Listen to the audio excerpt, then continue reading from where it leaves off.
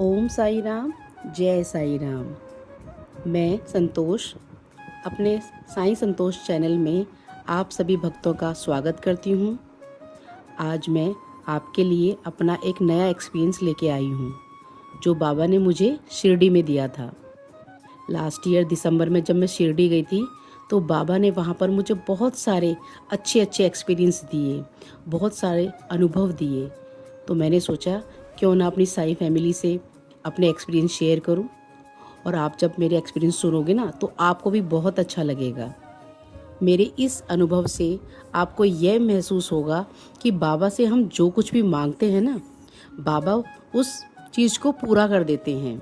और सच्ची श्रद्धा और लगन की ज़रूरत होती है। अगर बाबा पर आपकी सच्ची श्रद्धा है और विश्वास है तो ऐसा कुछ भी नहीं है कि जो बाबा हमें नहीं दे सकते हैं।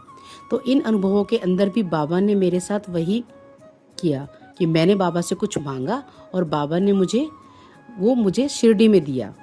तो आइए अब मैं आपको अपना अनुभव सुनाती हूँ। तो इस बार मैं दिसंबर में शिरडी गई थी, बाबा ने मुझे बुलाया था। तो दिसंबर में जाने से पहले हमारे जब दिल्ली की हूँ मैं, तो 3 महीने पहले टिकट्स बुक हो जाती मोस्टली। तो इन 3 महीनों के दौरान सितंबर में हमारी टिकटें बुक हुई थी। तो इन 3 महीनों के दौरान मेरे साथ क्या हो रहा था कि मैं बाबा से जैसे साई अनु जी कहती हैं, आप बाबा को फील करो, बाबा से बातें करो। तो मैं बाबा से बातें करने लग गई थी, बाबा को फील करने लग गई थी। तो मैं बाबा से ना मोस्टली ये कहा करती थी कि बाबा आप जो है ना, हम सबके एक्सपीरियंस सुनते हैं, तो किसी को आप किस रूप में दर्शन देते हो, आप कभी किसी को किस रूप में दर्शन देते हो। तो मैं ये सोचती थी कि बाबा मुझे आप कब किस रूप में दर्शन देंगे, कब मुझे फील कराएंगे कि आप मेरे साथ हो। वैसे तो मैं जानती हूँ आप मेरे साथ हमेशा हो, लेकिन मैं चाहती थी कि मुझे भी फील हो वो चीज़। तो एक बार ऐसा ही हुआ था कि वैसे काफ़ी सारे एक्सपीरियंस है, बहुत सारे भी पहले भी मैंने शेयर करे हैं कि बाबा ने हमेशा मेरा साथ दिया है। लेकिन जो ये आने वाले एक्सपीरियंस है वो आप भी सुनोगे तो आप भी हैरान रह जाओगे। तो इसमें ऐसा हुआ था कि तब हमारी 3 महीने पहले टिकटें बुक हो गई थी। तो मैं बाबा से जब भी पूजा करती थी तो बाबा को जैसे माला वगैरह पहनाते हैं मंदिर में, और 2-3 फूल जैसे खुले होते हैं, 3-4 फूल खुले फूल हम रख देते हैं। तो उसके बाद मैं बाबा की आरती वगैरह करती थी मध्याह्न आरती में। तो क्या होता था, तब भी मैं पूजा करती और बाबा से कहती, बाबा आप कभी ना कभी किसी न किसी रूप में मुझे भी कुछ मतलब अपना एक्सपीरियंस अपना वो दो, ये मुझे दिखाओ कि आप मेरे साथ हो। तो क्या होता था कि लगातार 2 दिन से एक एक फूल मेरे ऊपर गिर जाता था मंदिर में से निकल के। तो फिर मैंने सोचा शायद ऐसे ही गिर गया होगा, शायद रखा नहीं गया होगा। तो इस वजह से मैं ये सोचती थी शायद अपने आप ही गिर रहे होंगे। लेकिन 2 दिन लगातार गिरा तो मैंने सोचा कहीं ऐसा तो नहीं बाबा ही मुझे फील करा रहे हों कि संतोष मैं तेरे साथ हूँ। तो मैंने सोचा कि हाँ, हो भी सकता है। फिर मैंने सोचा कि तीसरे दिन भी मैं सोचती हूँ कि अगर तीसरे दिन भी बाबा का फूल गिरेगा तो मैं सोचूंगी वाकई में बाबा मेरे साथ हैं। लेकिन ऐसा नहीं हुआ, क्योंकि तीसरे दिन फूल नहीं गिरा। क्योंकि हम लोग तो इंसान हैं ना, मूर्ख हैं हम भला बाबा की परीक्षा कैसे ले सकते हैं। तो मैं बहुत बड़ी मूर्ख थी। मैंने बाबा से क्षमा मांगी और बाबा को बोला कि बाबा मुझे क्षमा करना कि जो मैंने ऐसा सोचा कि तीसरे दिन भी फूल गिरेगा, क्योंकि मैं अंदर से जानती हूँ कि आप मेरे साथ हो। तो चौथे दिन मैंने बाबा को कुछ नहीं बोला। चौथे दिन अपने आप ही फूल गिर जाता है। तो फिर ये होता है कि मुझे ऐसा एहसास हुआ कि वाकई में बाबा मेरे साथ हैं। तो इसके बाद क्या होता है, हम शिरडी चले जाते हैं। शिरडी जाने के बाद मेरी स्वर्ग की नगरी शिरडी में हम पहुंचते हैं। वहाँ का नज़ारा अलग ही होता है। वहाँ कदम रखते ही उसकी हवाओं में जो खुशबू है, जो अभी तक शिरडी नहीं गया, मैं तो ये कहना चाहूँगी कि बाबा उनको जल्दी बुलाए। मैं 10 सालों से शिरडी जा रही हूँ, 2010 से। तो मैं जब भी जाती हूँ, साल में एक बार जाती हूँ, तो मुझे ऐसे वहाँ की खुशबू, जैसे ही हम कोपरगांव स्टेशन पर उतरते हैं, वहाँ की हवा में वो खुशबू है, वो महक है बाबा की, कि आप अनुभव ही नहीं कर सकते कितना अच्छा। ऐसा लगता है हम स्वर्ग में पहुँच गए हैं। तो हम जब वहाँ जाते हैं तो हमने बाबा होटल में रुकने के बाद अगले दिन अपना फ्रेश होने के बाद, जब नहाने धोने के बाद हम गए जब दर्शन करने के लिए बाबा के समाधि मंदिर में, तो बहुत ज़्यादा रश था, बहुत ही ज़बरदस्त रश था। आपको मैं बता नहीं सकती, काफ़ी रश था। काफ़ी टाइम में 4-5 घंटे लाइन में लगने के बाद हमारा नंबर आया और हम बाबा के समाधि मंदिर में जाके खड़े हो गए सामने। लेकिन ऐसा हुआ हम बाबा को नज़र भर के भी नहीं ढंग से देख सके और हमें मंदिर से पकड़ के निकाल दिया गया, क्योंकि सिक्योरिटी गार्ड होते हैं वहाँ पर, वो जो है थोड़ा देर ही आपको कुछ सेकंडों के लिए खड़े रहने देते हैं और आपको मंदिर से निकाल देते हैं हाथ पकड़ के। तो हम कुछ सेकंड ही बस बाबा को नज़र भर देख पाए। हम 8 लोग थे। तो हम जब बाहर आ गए वहाँ से, बाहर की तरफ नीम का पेड़ है, वहाँ मुझे नीम की पत्तियाँ भी मिली। कहते हैं भाग्यशाली होते हैं वो लोग जो जिन्हें बाबा का प्रसाद नीम की पत्तियाँ मिल जाती हैं। तो बाबा की नीम की पत्तियाँ भी हम सबको ज़रूर मिली, एक एक दो दो सभी को मिली। तो उसके बाद हम वहीं नीम के पास ही बैठे सोच रहे थे सभी, बाबा आप हम इतना दूर से आए और अब क्या झलक भर भी हम नहीं देख पाए आपको, कम से कम ऐसा तो हो बाबा हमारी कि हम आपको ढंग से देख पाएँ। तो हम अपने होटल में वापस आ गए नेक्स्ट डे। हाँ नहीं, होटल में वापस नहीं आए, सॉरी, हम वहाँ गए द्वारका माई में दर्शन करने के लिए बाबा के। तो हम बाबा के द्वारका माई में दर्शन, वहाँ इतना रश नहीं होता है, वहाँ आपका आधे घंटे में नंबर आ जाता है। बाबा के हमने वहाँ अच्छे से दर्शन करे, पहली बार खूब अच्छे खुले दर्शन करे। तो मैं क्या देखती हूँ वहाँ पर कि हमारे आगे मेरे आगे एक भैया लगे हुए थे, वो लड्डू का प्रसाद दे रहे थे, बाबा को भोग लगाए थे द्वारका माई में। तब तक मुझे पता नहीं था कि लड्डू का भोग भी लगता है या फिर हम कुछ दे भी सकते हैं वहाँ पर। तो फिर वो मेरे आगे थे, तो उन्होंने पंडित जी को दिया कि आप ना बाबा को भोग लगा दो। तो उन्होंने बाबा को भोग लगाया वहाँ पर, और उसके बाद वो प्रसाद उन्होंने उस भैया को वापस कर दिया। लेकिन भैया ने कहा कि आप पंडित जी इसमें से कुछ निकाल लो। तो उन्होंने 4-5 लड्डू निकाल के पंडित जी को दे दिए। पंडित जी ने सिर्फ उसमें से एक लड्डू दिया और बाकी हम जो 5-6-7 लोग पीछे थे मेरे, उन सबको बाबा का भोग लगा हुआ प्रसाद मिला। मैं इतनी खुश थी कि आपको बता नहीं सकती, क्योंकि इन 10 सालों में पहली बार मुझे बाबा का भोग लगा प्रसाद मिला। हम बहुत खुश थे। उसके बाद हम द्वारका माई में बैठ गए। हमने वहाँ थोड़ा सा बाबा का ध्यान किया। बाबा के 11 वचन मैंने 11 बार पढ़े, और जैसे ही मैंने बाबा के 11 वचन द्वारका माई में बैठ के पहली बार पढ़े, तो बाबा ने खुद, मुझे नहीं पता, बाबा इतने, मतलब मुझे ऐसे फील हो रहे थे बाबा मेरे सामने बैठे हैं, इतना मुझे फील हो रहा था। तो मुझे ऐसा लग रहा था बाबा मेरा सुन रहे, जो मैं 11 वचन बोल रही हूँ अपने मन ही मन में। हम लोग 8 जने सब बाबा को ध्यान में मग्न थे। मतलब बाकी जितने भी लोग थे वहाँ पर द्वारका में बैठे हुए थे, उन सबको सिक्योरिटी गार्ड ने उठा के बाहर भेज दिया, लेकिन हम 8 लोगों को हिलाया तक भी नहीं। और उसके बाद जब हम ध्यान हमारा पूरा हो गया, तो मेरी बेटी मेरे साथ में बैठी हुई थी। उन्होंने कहा मम्मी आपको ना आपका प्रसाद जो है ना मेरे हाथों में रखी गई है। एक लड़की आई थी, छोटी सी बच्ची सी 7-8 साल की, और उसका प्रसाद था लड्डू का प्रसाद, वो आपका प्रसाद देके गई है। तो मुझे इतनी खुशी हुई कि बाबा ने मुझे द्वारका माई में बैठ के, मतलब पहले तो लड्डू का प्रसाद अपना भोग लगा हुआ दिया, फिर जब हमने ध्यान किया, वहाँ पर मेडिटेशन किया, तब भी मुझे प्रसाद मिला। तो मैं इसको बाबा की लीला से कम नहीं समझूंगी, क्योंकि मुझे पहली बार इन 10 सालों में बाबा का भोग लगा हुआ प्रसाद मिला। और नेक्स्ट डे जब हमने बाबा की आरती अटेंड करी, जब नेक्स्ट डे फिर आए हम बाबा की आरती अटेंड करने के लिए, मध्याह्न आरती, तो हमने द्वारका माई में ही खड़े होकर आरती अटेंड करी। तो वो फीलिंग आप समझ नहीं सकते कितनी अच्छी होती कि द्वारका माई में, जहाँ हमारा बाबा का स्थान था, जहाँ बाबा ने अपने 60-65 साल गुजारे, ऐसा फील होता है जैसे कि आप खुद उस समय में चले गए हों। अगर आप फील करोगे ना, तो आपको ऐसा लगेगा आप उस समय में चले गए, बाबा आपके सामने हैं। बिल्कुल बाबा की आकृति बन जाती है अगर आप बाबा को देखोगे द्वारका माई में। बाबा के फीचर्स नजर आने लग जाते हैं हर दीवार में। तो वो दीवार नहीं होती, वो तो हमारी माँ है। ऐसा लगता है बाबा ने हमें अपनी गोद में उठा रखा है, ये फीलिंग आती है। और हमने वहाँ पर द्वारका माई में बाबा की मध्याह्न आरती है वो अच्छे से अटेंड करी। अटेंड करने के बाद बहुत सब लोग बहुत खुश थे। आधा पौना घंटा हमने बाबा की आरती अटेंड करी, बाबा के दर्शन करे, और वहाँ से निकलने के बाद फिर गेट पे, हमें पता नहीं था खिचड़ी का प्रसाद भी मिलता है, तो फिर तभी हमें उसी दिन, तो वहाँ से आरती अटेंड करने के बाद जो बाबा की भोग लगी खिचड़ी थी, पहली बार इन 10 सालों में हमें बाबा की खिचड़ी भी मिली। तो हम तो बाबा को बहुत बहुत थैंक यू बोलना चाहेंगे कि बाबा ने हमें इस योग्य समझा कि हम सबको बाबा ने अपना भोग लगा खिचड़ी का प्रसाद भी उस दिन दे दिया। लोग, क्योंकि मैं 10 सालों से जा रही थी, मुझे कभी नहीं मिला। मैं हर साल में एक बार तो जरूर चली जाती हूँ, तो बाबा एक बार मुझे ज़रूर बुला लेते हैं। तो हम तो अपने आप को बहुत किस्मत वाले समझ रहे थे कि बाबा का प्रसाद भी मिला, हमें लड्डू भी मिले, हमने मेडिटेशन किया बाबा के उसमें बैठ के, वहाँ भी बाबा ने, मैं अब आँखें बंद थी हमारी, हमें प्रसाद हमारे हाथों में रख के कोई चला गया। हमें नहीं पता वो लड़की कौन थी जो हमारे हाथों में प्रसाद रख के चली गई। गार्गी मेरी बेटी का नाम है, उसने बताया मम्मी एक बच्ची आई थी और हम 8 लोगों के हाथों में प्रसाद रख के अपने आप चली गई, पता नहीं कहाँ चली गई। तो मुझे तो ऐसा लगा वो बाबा का ही रूप था, और मुझे ये है कि वो बाबा ही थे जो उस कन्या के रूप में आए और हमें मेडिटेशन करने के बाद वो प्रसाद हमें मिला। तो ऐसे करके 2-3 एक्सपीरियंस ये हमारे साथ हुए। उसके बाद नेक्स्ट डे हम गए साईं तीर्थ, वो भी शिरडी के अंदर ही है, पास में ही है बिल्कुल। साईं अनु भी कई बार वहाँ जा चुकी हैं। तो साईं तीर्थ अभी नया ही बनाए 2 सालों से। लास्ट ईयर भी हम गए थे। तो लास्ट ईयर वहाँ पर हम गए थे, तो वहाँ पर ना आपको शो दिखाते हैं, 3-4 शो होते हैं, तो वो शो आपको देखने होते हैं एक एक करके। तो क्या होता है कि वहाँ पर एक ना बाबा का स्वरूप धारण किए हुए एक इंसान है, वो घूमते रहते हैं। तो हम बड़े सौभाग्यशाली मानते हैं अपने आप को, वो हमें दिख जाते हैं अगर हम उनके पैर छूते हैं तो मुझे बड़ा ही अच्छा लगता है। लास्ट ईयर भी मैं जब गई थी तो उनके पैर छुए थे, उनसे आशीर्वाद लिया था। तो इस बार जब नेक्स्ट टाइम जब हम इस बार गए थे दिसंबर में, मुझे वो डेट भी याद है, थर्सडे का दिन था, 28 तारीख थी वो। उस दिन हम जब साईं तीर्थ में वहाँ गए थे वो शो देखने के लिए, हमारा लास्ट शो था। तो मेरे मन में कहीं ना कहीं ये था कि बाबा आप ना उस अपने स्वरूप के भी हमें दर्शन कराओ जो हमें लास्ट ईयर हमें, क्योंकि कल हम चले जाएंगे यहाँ से शिरडी से, तो बाबा प्लीज़ आप हमें अपने उस स्वरूप के दर्शन कराओ जो हमने लास्ट ईयर भी दर्शन करे थे। मतलब बाबा की तरह ही रेडी होके वो बिल्कुल वहाँ पर उस साईं तीर्थ में घूमते रहते हैं और सबको आशीर्वाद देते रहते हैं। तो मेरी इच्छा थी कि हमने लास्ट ईयर भी करे थे, तो इस बार भी मतलब मैं ये चीज़ मन में ही सोच रही थी।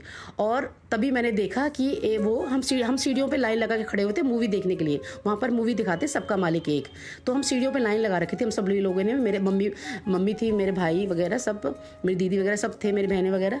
तो हमने क्या देखा कि जैसे मैं उनको याद कर रही थी कि बाबा अपने हमारे स्वरूप, कहते हैं ना कि बाबा तो शिरडी के कण कण में है, तो अपने भक्त की मन की बात जान लेते हैं। जैसे ही मैंने सोचा कि बाबा आप मुझे ना अपने उस स्वरूप के दर्शन प्लीज़ ज़रूर कराओ, तो वैसे ही तुरंत मैंने देखा वो सीढ़ियों के नीचे से एक बड़ा सा हॉल था, उसके नीचे से निकल के आ रहे हैं। जैसे ही मुझे दिखाई दिए मैं भाग के गई उनके पास, सीढ़ियों से उतर के फटाफट से।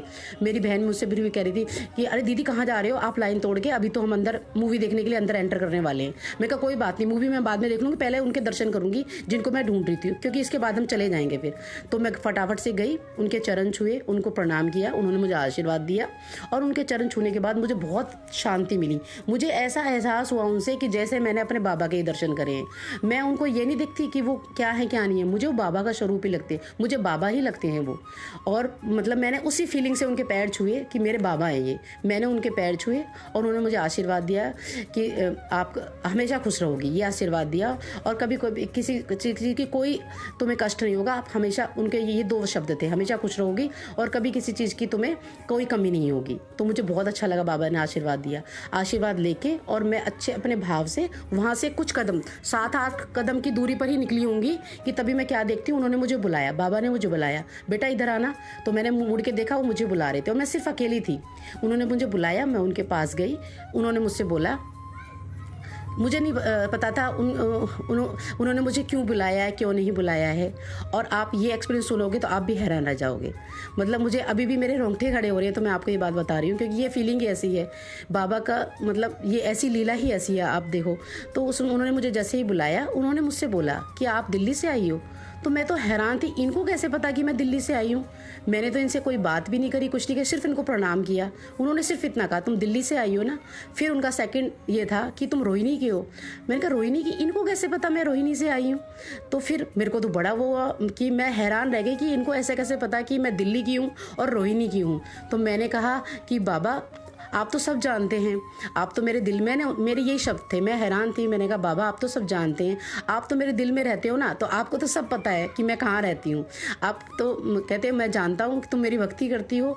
और उन्होंने ये भी कहा मुझसे कि अगर मुझे ये भी पता है तुम जो है ना कौन सी सोसाइटी में रहते हो और तुम्हारे घर का फ्लैट नंबर भी कितना है, इतना भी उन्होंने मुझे बताया। मैंने कहा बाबा फिर तो आपको सब कुछ पता है। कि कह रहा इतना भी बताऊं कि तुम कौन से फ्लैट में रहती हो, कि कितना, क्या सोसाइटी का तुम्हारे क्या नाम है, इतना भी उन्होंने मुझे बताया। तो मैं हैरान रह गई सोच के कि मतलब बाबा मेरे लिए वो बाबा थे, कोई इंसान नहीं थे। मैं आपको ये बताना चाहूँगी वो इंसान नहीं थे, वो मेरे लिए बाबा थे, जो बाबा ने मुझे कहा। और इससे नेक्स्ट लाइन जो उन्होंने कही वो तो रोंगटे खड़े करने वाली थी। उन्होंने मुझसे ये बोला कि बेटी मैं तेरे घर पे इन पिछले 10 सालों में 2 बार आया हूँ, इन पिछले 10 सालों में 2 बार आया हूँ। जैसे ही उन्होंने ये बात बोली मेरे आंखों में आंसू आ गए, क्योंकि मैं हैरान थी कि मतलब वो फीलिंग जो 3 महीने पहले मैंने उसको कनेक्ट किया इस साईं तीर्थ की अनुभव से, कि जो बाबा ने मुझसे कहा कि मैं पिछले 10 सालों में 2 बार तुम्हारे घर आ चुका हूँ।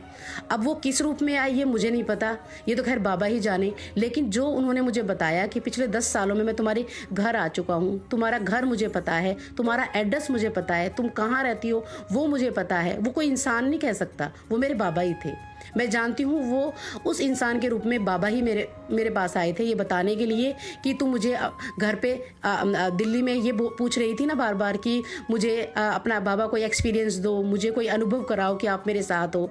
तो वही मैंने कनेक्ट किया वो वहाँ पर कि बाबा ने उसी का उत्तर मुझे यहाँ पर दिया है कि मैं तेरे साथ हूँ, तू मुझे क्या याद करेगी, मैं तो 2 बार तेरे साथ तेरे घर आ चुका हूँ।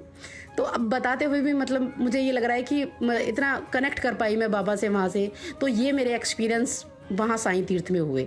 तो मुझे इतना अच्छा लगा। उसके बाद मेरे हस्बैंड ने मुझसे पूछा कि बाबा तुमसे क्या पूछ रहे थे, तो मैंने उनको बताया कि बाबा मुझसे ये पूछ रहे थे कि तुम रोहिणी में रहती हो, मैं जानता हूँ, तुम दिल्ली से आई हो ये भी जानता हूँ। मैंने एक शब्द उनको नहीं बताया था, उन्होंने खुद अपने आप से मेरे को बोला। तो मैं हैरान थी कि कोई इंसान तो ऐसा कोई बोल नहीं सकता, मेरे बाबा ही हैं जो मुझे ये सब बोल रहे हैं। और उन्होंने ये भी कहा कि मैंने 31 अक्टूबर को मैंने साईं अनु जी को बताया था, साईं संध्या कराई थी, मैंने उनको भी बुलाया था। तो इतना तो मुझे पता है मेरे बाबा जरूर आए होंगे उस दिन, जिस दिन मैंने साईं संध्या कराई थी। मैं 100% श्योर हूँ बाबा जरूर आए होंगे, क्योंकि बाबा ने मुझे कहा मैं 2 बार तुम्हारे घर आया हूँ जरूर। तो मैं समझ गई कि बाबा जरूर आए होंगे। तो मेरे हस्बैंड ने बोला कि हाँ बाबा आए होंगे। तो मैंने उनको बोला कि उन्होंने मुझे ऐसे ऐसे बोला है कि पिछले 10 सालों में 2 बार मैं तुम्हारे घर आया हूँ। उसके बाद तुरंत मेरे हस्बैंड, मेरी बेटी बाबा के चरण छूने, मेरा बेटा और मेरी मम्मी सब उनके चरण छूने के लिए गए, उनसे आशीर्वाद लिया। ये सब बातें उन्होंने सिर्फ मुझसे करी, ना मेरे हस्बैंड को सिर्फ आशीर्वाद दिया आप हमेशा खुश रहोगे, मेरी मम्मी को आशीर्वाद दिया, मेरी बेटी को आशीर्वाद दिया, बच्चे को सब आशीर्वाद दिया। हम सभी को, जितने भी लोग थे मेरे साथ, मेरी बहन को, उनके हस्बैंड को, सबको आशीर्वाद दिया। लेकिन उन्होंने ऐसी बातें किसी से नहीं करी, सिर्फ मुझसे करी। तो मैं इस बात को कनेक्ट कर पाई कि मैं बाबा से पूछा करती थी कि बाबा आप मुझे फील कराओ, तो बाबा ने मुझे शिरडी में ही फील कराया। तो ये भी बहुत ही अच्छा मेरे लिए अनुभव था, मुझे बहुत अच्छा लगा ये। उसके बाद एक अनुभव और आपको शेयर करना चाहूँगी। मैंने आपको बताया था कि जब हम बाबा के पहली बार दर्शन समाधि मंदिर में करने गए थे, तो हमें हाथ पकड़ के खींच के बाहर निकाल दिया था। तो हम जब होटल आए रात को, हमारे मन में सब ये था कि कल थर्सडे है, हमें बाबा की काकड़ आरती में दर्शन करने हैं। लेकिन हमें ये नहीं पता था कि हम काकड़ आरती में दर्शन हो पाएंगे कि नहीं हो पाएंगे।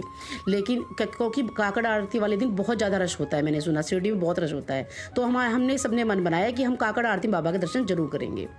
तो हमें पर इस बात का वो था कि अरे यार हम गए भी तो वहाँ पर बाबा के दर्शन ढंग से कर भी नहीं पाए, हमारे हाथ पकड़ के बाबा को वहाँ से निकाल दिया हमें। तो उसके बाद काकड़ आरती में दर्शन करने के लिए हमें ये था कि हमें दर्शन करने हैं। हम सुबह रात को 2 बजे उठ गए, नहाए धोए, 3 बजे तक जाके लाइन में लग गए वहाँ। हमें ये था हमें बस बाबा के दर्शन करने हैं। हमारी नींद रात को हमें नींद भी नहीं आई। रात को हम ये सब लोग यही सोच रहे थे कब सुबह हो, कब सुबह हो, कब सुबह हो। हमारी नींद भी नहीं आई। रात को 2 बजे उठ के नहा धो के रेडी होके सब चारों जने, हम बड़े लोग गए थे, बच्चों को छोड़ गए थे, तो चारों जने हम जाके अपना 3 बजे लाइन में लग गए। वहाँ लाइन में लगने के बाद 4 बजे मंदिर खुलता है। उसके बाद मंदिर में हमने एंट्री करी। एंट्री करने के बाद 5 बजे बाबा का द्वार खुल जाते हैं।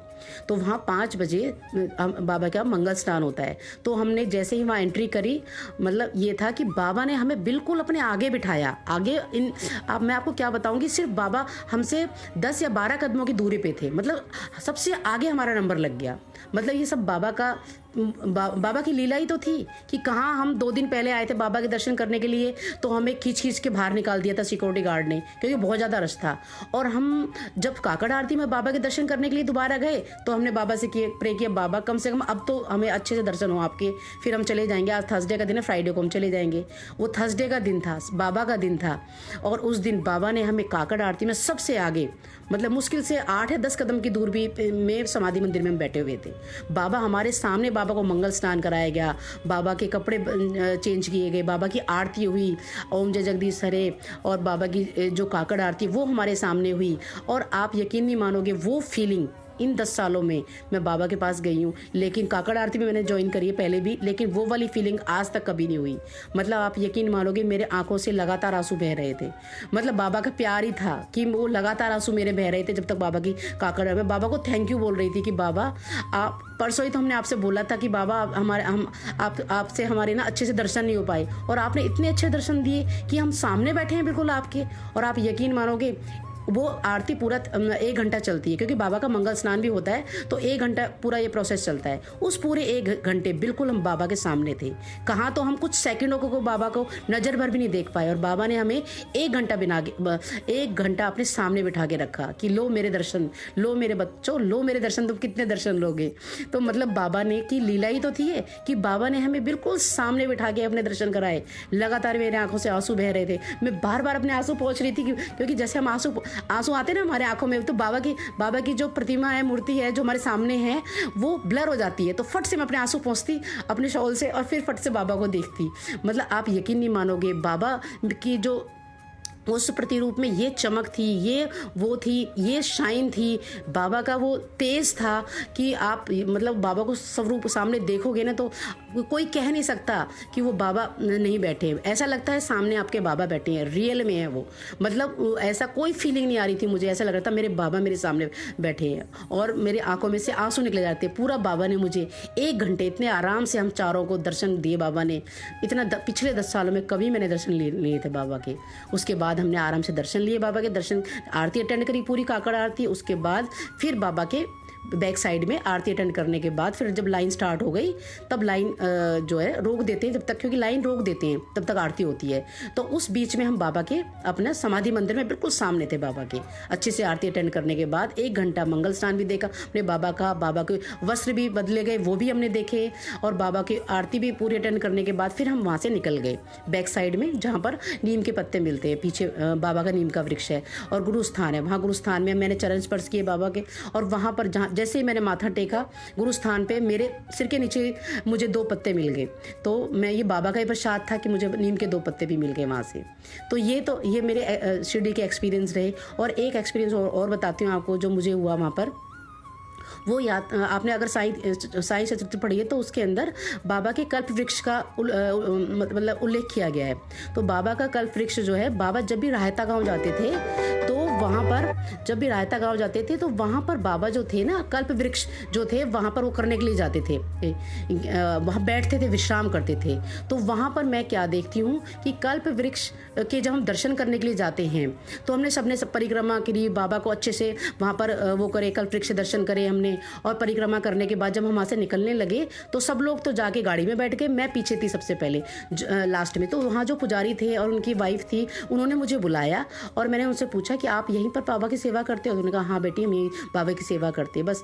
तो मैंने कहा तो बहुत अच्छी बात है, आप कितने मतलब भाग्यशाली हो जो बाबा की सेवा करते हो। तो वहाँ पर मतलब दिन रात जोत बत्ती करते हैं। तो मुझे बहुत अच्छा लगा उनसे बातें करके। जैसे मैं वहाँ से जाने लगी तो उन्होंने कहा रुको बेटी, उन्होंने मुझे रोका और कल्प वृक्ष के जो पत्ते वहाँ पर गिरे हुए थे उन्होंने किसी को नहीं दिए, उन्हें 4-5 पत्ते मुझे दिए। तो मुझे इतनी खुशी हुई कि मैं आपको, ये सिर्फ बाबा का ही तो आशीर्वाद था जो बाबा ने मुझे कल्प वृक्ष के पत्ते मुझे दिए, नीम के पत्ते मुझे मिले, कल्प वृक्ष के पत्ते दिए। बाबा के ही तो लीला थी कि शिरडी में आ और तुझे कितने सारे एक्सपीरियंस मैं दूंगा। मतलब हर क्षण बाबा को मैं फील कर पा रही थी वहाँ पर। तो इस प्रकार बाबा ने मुझे शिरडी में अपने बहुत सारे अनुभव दिए और बहुत सारी लीलाएं जो कि मैंने आपको बताई। बाबा ने बहुत सारी लीलाएं मुझे दी। तो मैं बाबा से ये प्रे करती हूँ कि आप सभी को भी बाबा इसी प्रकार से अपने अनुभव और लीलाएं देते रहें ताकि आपको भी बाबा का होने का एहसास हो। तो इस लीला से मुझे ये सीख मिली कि बाबा हैं, बाबा से हम जो भी सच्चे मन से मांगते हैं बाबा हमें उसे ज़रूर देते हैं। तो आप भी साईं भक्तों, यदि बाबा से सच्चे मन से कुछ भी मांगोगे तो बाबा आपको ज़रूर देने आएंगे। ओम साई राम, जय जय साई राम।